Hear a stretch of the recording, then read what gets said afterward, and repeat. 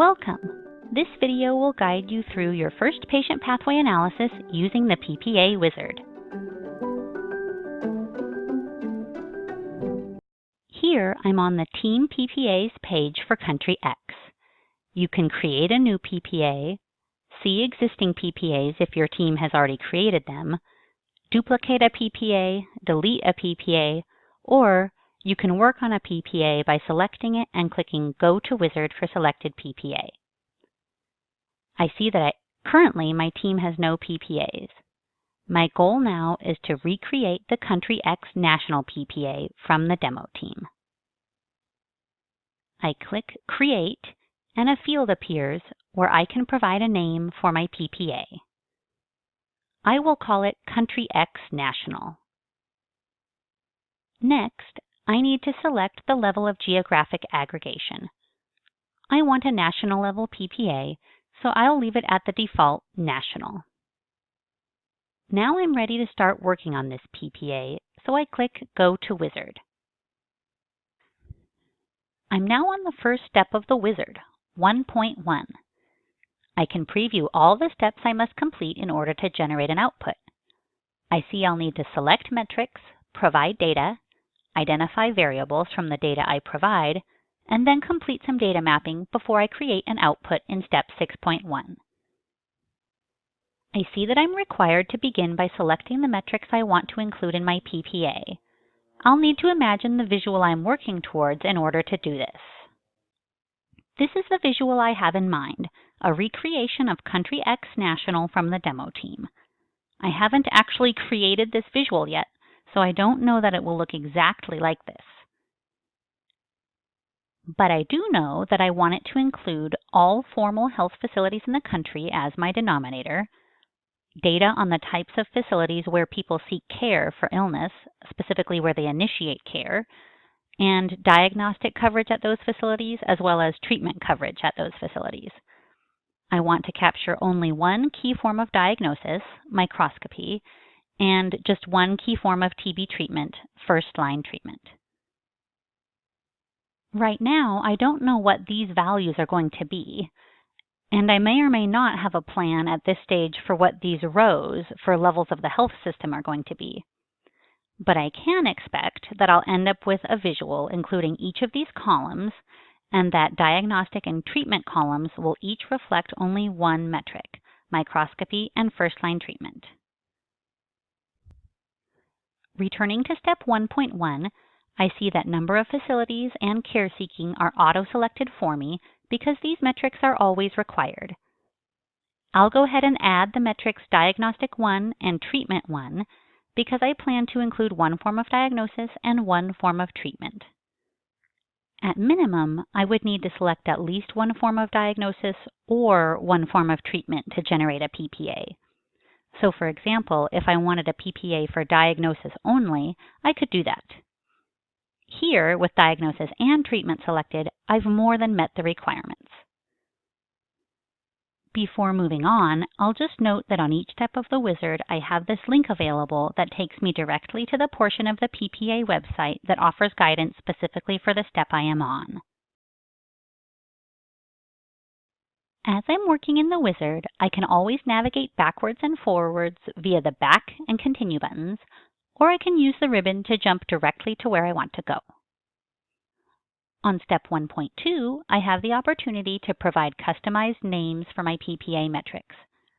Number of facilities and care seeking are fine for my purposes, but I want more descriptive names than Diagnosis 1 and Treatment 1, so I'll provide those here. Now I'll move on to step 2.1, where I'll provide the data sources for the metrics I've just identified. On step 2.1, we see the metrics we've identified on the left. Now we need to provide a data source for each metric. The Country X team space does not have any data sources yet, so we will need to upload them. And we can upload data directly from this page. Remember to make sure that the data sources you provide fulfill the PPA data requirements. This is a good time to consult the PPA data cheat sheet if you haven't already. For number of facilities, I'll go ahead and upload the file healthfacilitymasterlist.csv. For care seeking, I'll upload the most recent demographic and health survey dataset for country X. This file here with the DTA extension. This is a large file, so it may take a few minutes.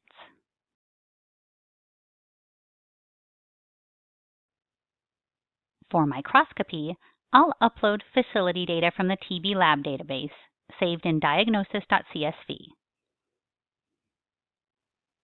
For first-line treatment, I'll upload facility data on TB treatment facilities, saved in the file treatment.csv. After I upload a file, it will be available for selection via the drop-down menus on this page.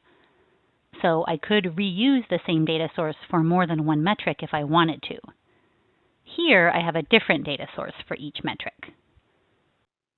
In the future, if my team wants to use a different data source for one of my PPA metrics, I can come back to this page and change it. All of the data sources I just uploaded are now stored in my team data sources. This means that my team members and I can also reuse them for other PPAs within our team space, and will not need to upload them again. I've already selected my PPA metrics and provided data sources. Now I can move on to step 2.2 and supply sample weights where needed. Now I'm on step 2.2. Many surveys include weighted sampling in their design. This is true of most population-based surveys used for care seeking, including the Demographic and Health Survey, or DHS, the Health Expenditure and Utilization Survey, or HEUS, as well as TB prevalence surveys.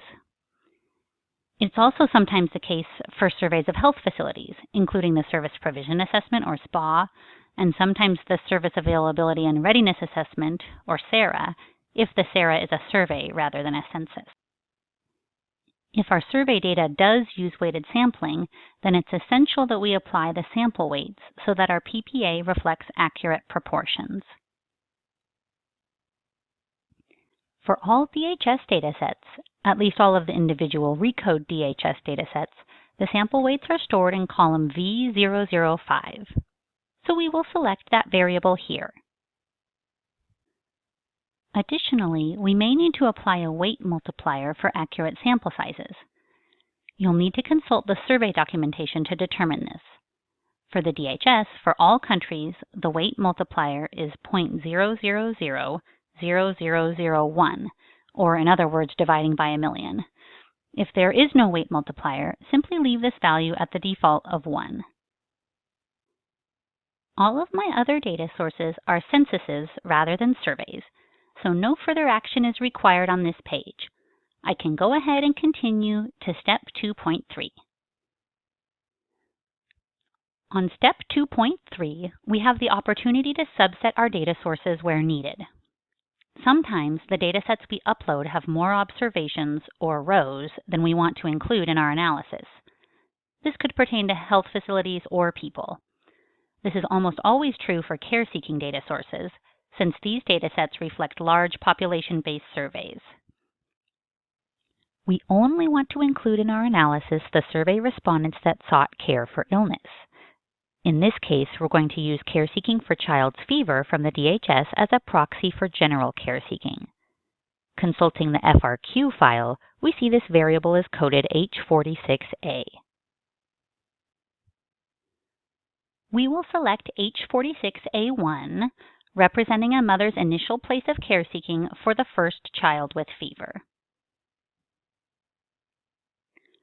Now that we've selected the care seeking variable, we need to be sure to exclude all the survey respondents who did not seek care. Those are represented as NA values, so we will uncheck them here. We will then see that the number of rows in our dataset has been revised as a result of the subset. You may need to refresh your browser for this to update, though. In this case, none of our other data sources need subsetting, so we can move on to step 3.1. Now we have the datasets we need for each of our metrics, and we've excluded any unwanted observations via subsetting. During the next set of steps in Group 3, we'll indicate the specific variables from our datasets that we need for the PPA. Step 3.1 is for global variables. Those are the variables that pertain to all data sources. Here we are on Step 3.1. For each data source, we'll need to identify a column for facility type.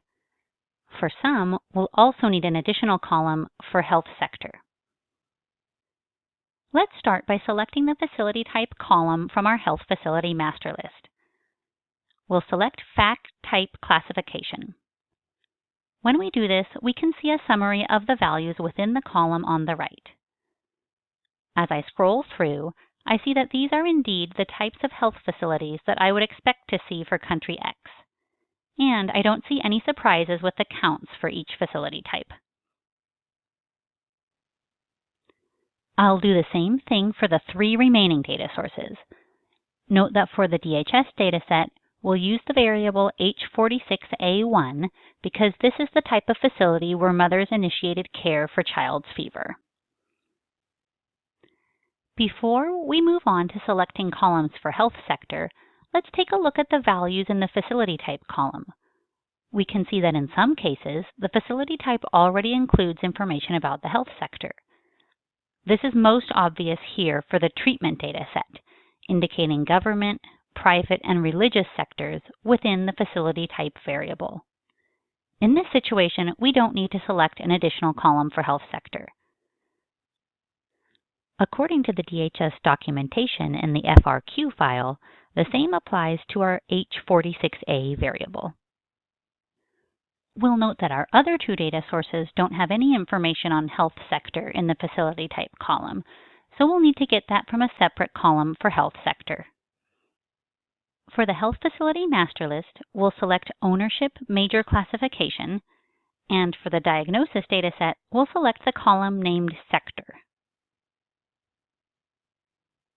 We've now made all the selections necessary on Step 3.1, and we can move on to Step 3.2. Step 3.2 is specific to service availability datasets. We need to select the variable columns that tell us about the availability of the health services we're interested in. Then, from those columns, we need to select the values indicating that the service is present. For the microscopy metric, I've just selected the column SSM from diagnosis.csv for sputum smear microscopy, and from that column, the yes values. I'll do the same thing for treatment, selecting the column First Line Drugs from treatment.csv, and also selecting the yes values. After making these selections for all of my service availability metrics, I can continue on to the next step. On Step 4.1, we'll select the sectors and levels of the health system that are most meaningful to our country context, and will make the PPA results most programmatically useful to us. We have the option to include a customized health sector if needed. Each level that we select on Step 4.1 and the sector it belongs to will end up as a row in our final visual. Note that any time we add a level 0, the number of facilities in the resulting visual will automatically read unknown. The same is true for any levels within the informal private sector. So bear this in mind as you and your team select the sectors and levels to include in your PPA. This is because level 0 is typically reserved for lay providers, such as community health workers. These providers are not likely to be captured in a health facility master list, nor are they likely to offer diagnostic or treatment services.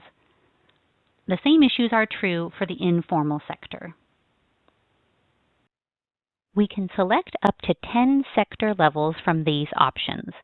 In other words, we can check up to 10 boxes here, and each box we check becomes a row in our PPA visual. For country X, I will select public sector levels 0, 1, 2, and 3, private sector levels 0, 1, and 2, and the informal private sector level 0. Now I am ready to move on to step 4.2.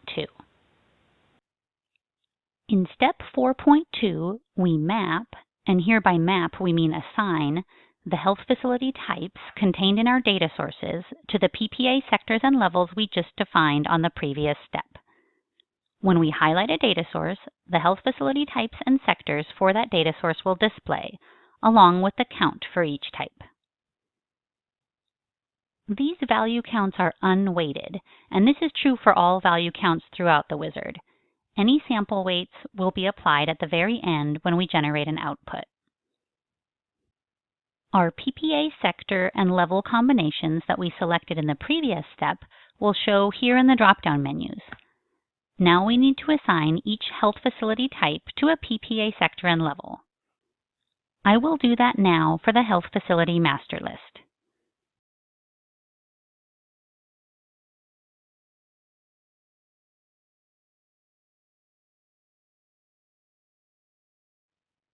When I have finished mapping all of the health facilities in a data source, I get a check mark next to it. I can then move on to my other data sources.